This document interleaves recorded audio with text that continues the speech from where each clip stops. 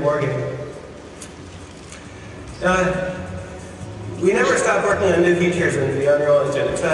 It's always work in progress. We're always adding more. So one of the major new things we've added is ambient occlusion technology. This technology enables us to add much more realistic dynamic shadows to scenes using a pixel shader technique. So a pixel shader traverses every single pixel in the scene and looks at how light reflects around and uses that to generate much more realistic shadow highlights on the objects in the scene. So you see much more definition in individual objects and they pop out from the backgrounds. This technique works for characters as well. We've done significant work on the character pipeline. On the left here you see Marcus Phoenix as he appears in Gears of War. And on the right he's being rendered in our new character pipeline. You see there's much greater contrast in the shadows, much greater specular lighting bouncing off of the thing. You see a lot more detail in the character overall. This is also a lot more efficient and enables us to render a lot more characters in scenes. Now, if you remember in Gears of War, you fought the Locust Horde, where the Horde consisted of maybe like 5 or 6 locusts. But now we can really build scenes containing hordes of creatures. And here we have over 100 creatures running around in real time using flocking technology.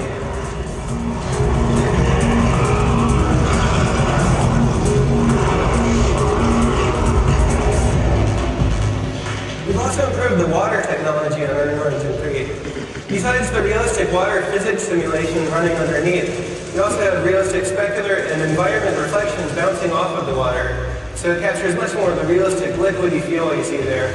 You also have more dynamic interaction with the water, so more realistic sound effects, more realistic splashes using particle systems, and this scales to very large environments. So you can build your game taking place on a deserted island, or you can build that jet skiing game you always wanted to build using Unreal Engine 3. The engine helps scale to much larger scenes like that. Now, Matinee is the system we use to build all of the Gears of War cinematics, the real-time cinematics that play that in-engine. We've substantially improved this to give artists movie director class control over all the objects in the scene, over cameras, over cuts, and we have a real-time preview now in-engine that gives you all the visual effects of the real cinematic at a level that's not even seen in Hollywood now on their preview tools.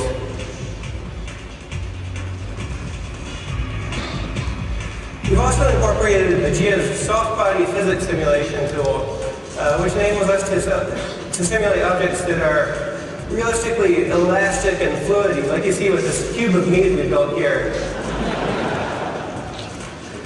And you can see the player can interact with that, push little pieces of it around, and it's all very elastic and buoyant. This also scales well to fluids. So here you have fluids moving around with viscosity and surface tension, retaining their shape. This enables artists to build environments that are much more organic and real-worldish. You can also destroy them. So the thing that we do after we spent a few years building a beautiful game world, the first thing gamers want to do is blow it up, and now they can do that. So we've implemented some real-time structural analysis tools in Unreal Engine 3 that can determine how objects break apart into pieces given stresses and strains. And here we've applied that so that we have a building built out of concrete with a steel structure underneath. And you can see the player can go around and blow holes in the concrete, destroy the structure of the level, while the steel remains underneath. This is just one of the tools that enables designers to create far more realistic and destructible environments in future games. And these are just a few of the things we've been working on in Unreal Engine 3. We expect to have a lot more over the coming years as we are to take more and more advantage of the Xbox 360's hardware.